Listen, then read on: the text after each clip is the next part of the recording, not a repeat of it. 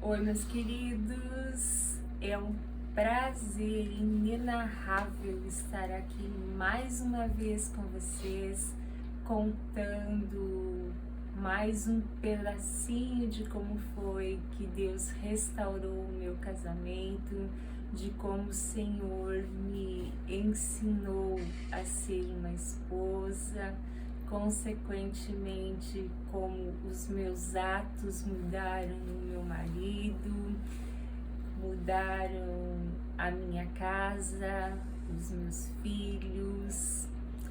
E como eu já disse em vídeos anteriores, eu e meu esposo ficamos separados por 1 ano e 8 meses. E por todo esse tempo, ele ficou tentando voltar para nossa família, querendo reestruturar a nossa família, mas o meu coração estava fechado, o meu coração não queria mais essa vida de casado, o meu coração queria aquela vida de solteiro. E eu não queria ficar com ele. Eu estava gostando daquela vida que eu estava levando. Porém, quando eu comecei os Casados para Sempre, na segunda lição, que é uma só carne, que eu entendi que Deus não tem plano B, que quando nós assumimos uma aliança, quando nós temos uma aliança com Deus e com o nosso cônjuge, nada vai separar, a não ser casos gravíssimos que não vem ao caso agora falar, mas eu entendi que Deus não tem plano B e que o divórcio não cabia para nós. Nesse momento, como eu já disse também, Jesus entrou como uma flecha no meu coração e eu passei a amar a Jesus de um jeito enlouquecido e comecei a querer fazer coisas para Jesus de um jeito que eu nunca tinha feito. E uma das coisas, a primeira delas, foi amar o meu marido muito mais do que eu amo a mim mesma. E eu quis voltar para o meu esposo. Só que daí foi a vez do meu marido não me querer mais. Ele simplesmente começou a me ignorar. Dentro da mesma casa, dormindo na mesma cama, nós não nos falávamos. Se nós nos falávamos, era de uma forma bastante bruta da parte dele. Eu não sei se ele não acreditava na minha mudança, não sei se ele estava com medo, não sei se ele já tinha desistido e queria outra coisa para a vida dele, mas mesmo com tudo isso, ele não saía de perto de mim. Nós fizemos as 14 semanas do curso Casados para Sempre sem conversar. Nós fazíamos as tarefas, mas nós não conversávamos.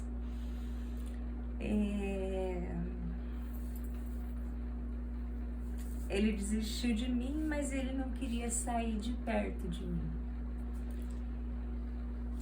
E eu já convivendo com Jesus, ele começou a conversar comigo de como eu deveria de fazer. E por isso que eu fiz questão de fazer na nossa cama hoje, porque eu passei um período, foram de quase 5 meses, eu não dormia, mesmo tomando remédio faixa preta, eu não comia,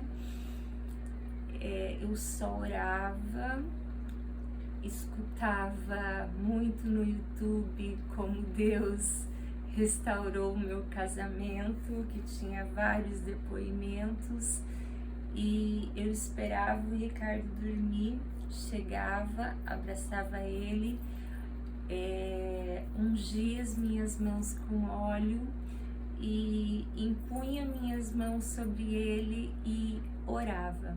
Declarava que ele era o meu marido, que Satanás não tinha poder de tirar ele de mim e que nós seríamos uma família segundo o coração de Deus.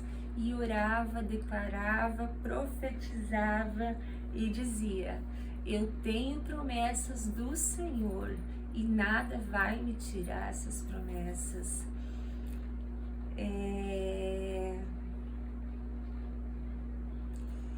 E como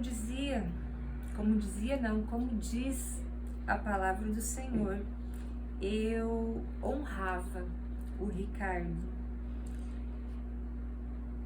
Apesar das atitudes erradas que ele estava tendo, e eu ganhava ele sem palavras, porque por mais que ele falava e fazia coisas que me machucavam, eu ficava quieta e vinha até os pés do Senhor e levava isso para ele, e eu via que ele tinha mudanças, apesar dele forçar muitas vezes em não demonstrar essa mudança.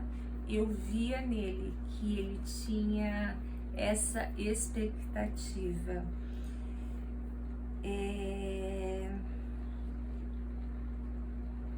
Meu deserto durou mais ou menos 5 meses.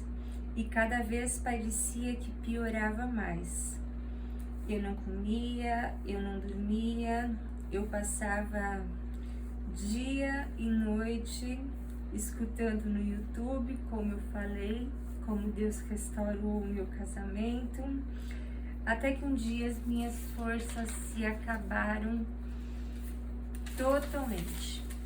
Minhas forças físicas, minhas forças emocionais, minhas forças espirituais, e eu tenho o meu lugar secreto dentro da minha casa, aonde eu me jogo nos pés do Senhor.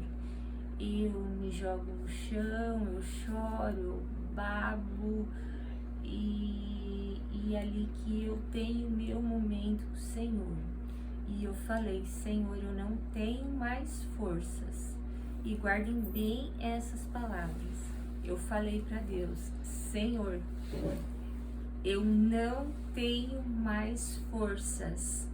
Por mim, eu não levanto mais dessa cama. Lembre-se disso, queridos. Eu não levanto mais dessa cama. Eu não tenho mais alegria de viver. E à tarde nós tínhamos um seminário na nossa igreja. E eu falei pro Senhor: Senhor, eu quero tanto ouvir a tua voz. Eu quero tanto ter um momento de esperança. Eu quero tanto que o Senhor me fala: essa é a minha vontade, seja ela qual for, mas fala comigo. Eu preciso tanto ouvir sua voz. E eu fui no seminário mesmo não tendo nem forças. E quando eu disse para o Senhor, jogada no meu canto secreto, eu não quero mais levantar dessa cama, eu comecei a ouvir incessantemente a palavra Talita Cumi.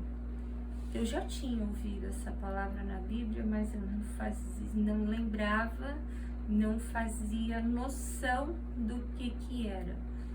E eu fui escutando isso foi de manhã bem cedo. E eu fui escutando, fazendo almoço eu escutando, fazendo outras coisas eu escutando. E eu fui no seminário. E eu cheguei no culto, que era tarde, e o pastor leu Marcos 5:35, que eu quero ler para vocês agora. Vou deixar aqui.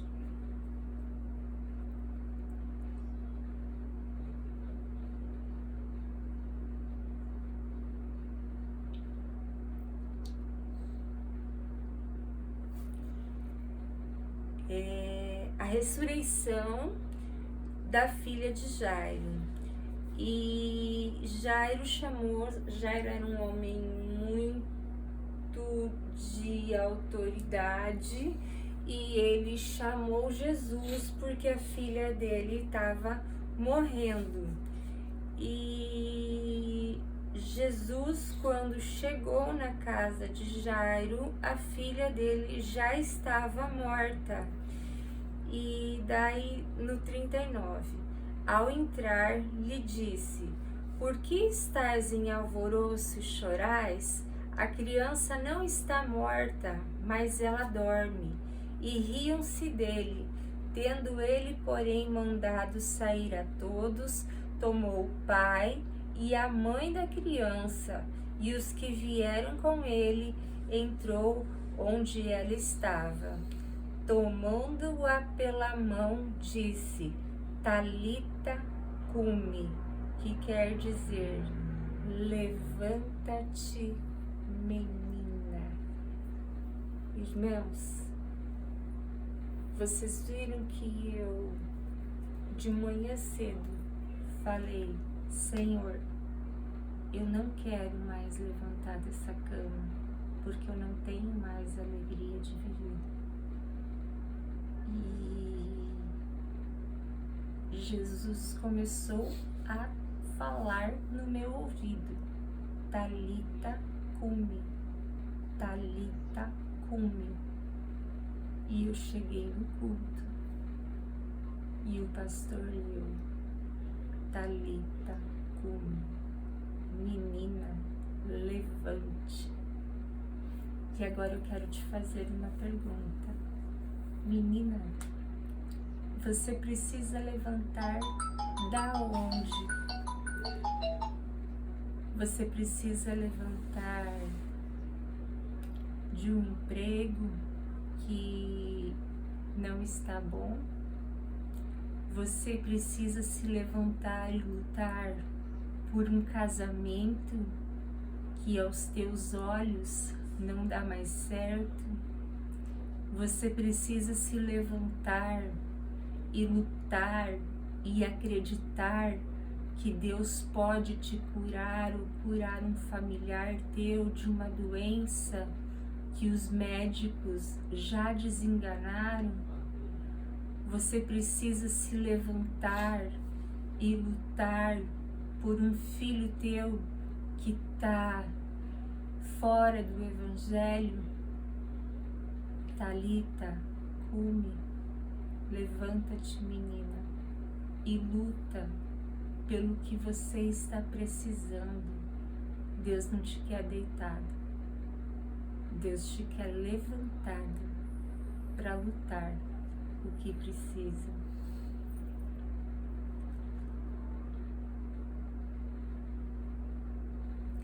Eu, que de manhã tinha dito: a Deus que iria me jogar na cama e não me levantaria mais, Ele estava me dizendo: levanta-te, menina.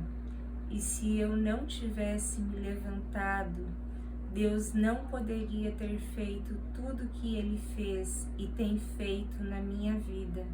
E ainda no final do culto, uma irmã veio me falar: Lely, Deus manda te dizer que Ele está movendo céus e terra pela tua causa.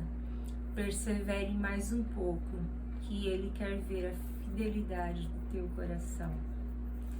Desse texto da filha de Jairo, podemos tirar algumas lições. Marcos 5, 21. Tendo Jesus voltado do barco para outro lado, afluiu para ele grande multidão, e ele estava junto ao mar. Jairo era um homem muito importante. Era um dirigente da sinagoga.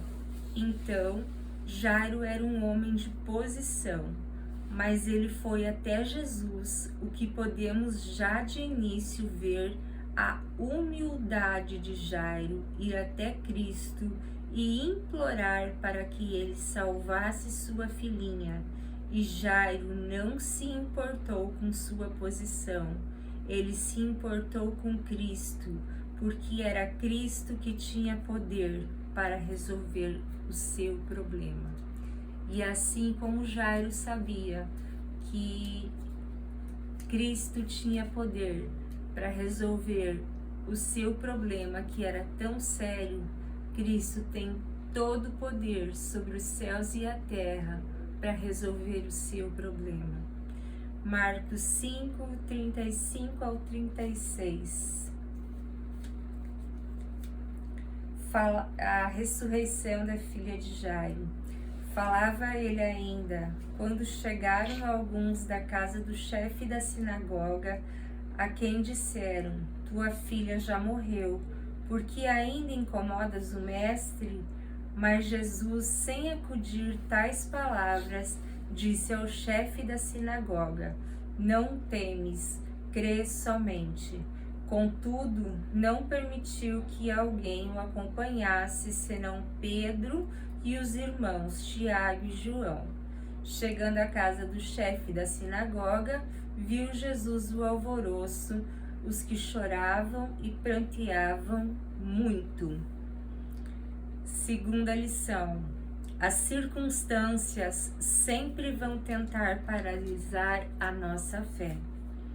Queridos, sempre que você estará em busca de um milagre, haverá circunstâncias para paralisar sua fé.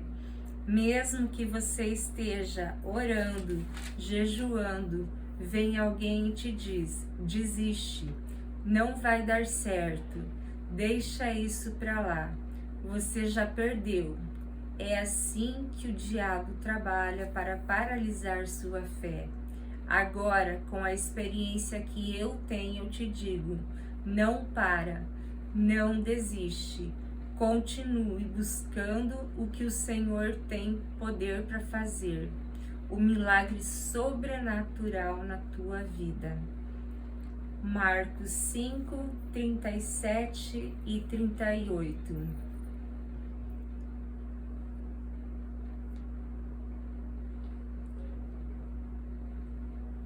Novamente, contudo, não permitiu que alguém o acompanhasse, senão Pedro e os irmãos Tiago e João. Jesus era seletivo, levou 3 pessoas junto com ele, os que andavam mais próximo dele. E na nossa vida não podemos ser diferentes. Nós devemos saber com quem andamos, porque se andamos com pessoas que não têm a mesma fé que a nossa, podemos ser corrompidos. Seja seletivo como Jesus. Marcos 5,39 diz que a incredulidade impede o milagre.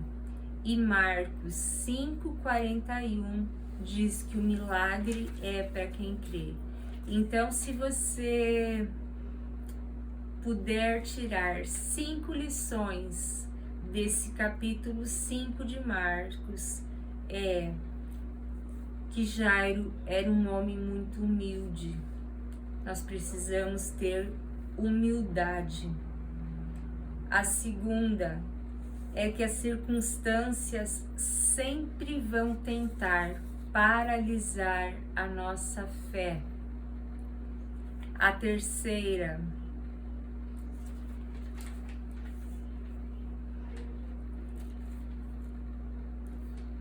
que Jesus era seletivo. Cuidado com quem você anda. Tem muitas pessoas que, por não entenderem, ou por inveja, ou por querer ter o que você quer, ou por qualquer outro motivo, elas vão tentar te tirar dos caminhos dos caminhos da fé. Então, seja seletivo com quem você anda. O terceiro, a incredulidade impede o milagre. Crê somente. E o quarto, o milagre é para quem crê. Queridas, Talita cumi, levanta-te, menina, e vai buscar o teu milagre, em nome de Jesus.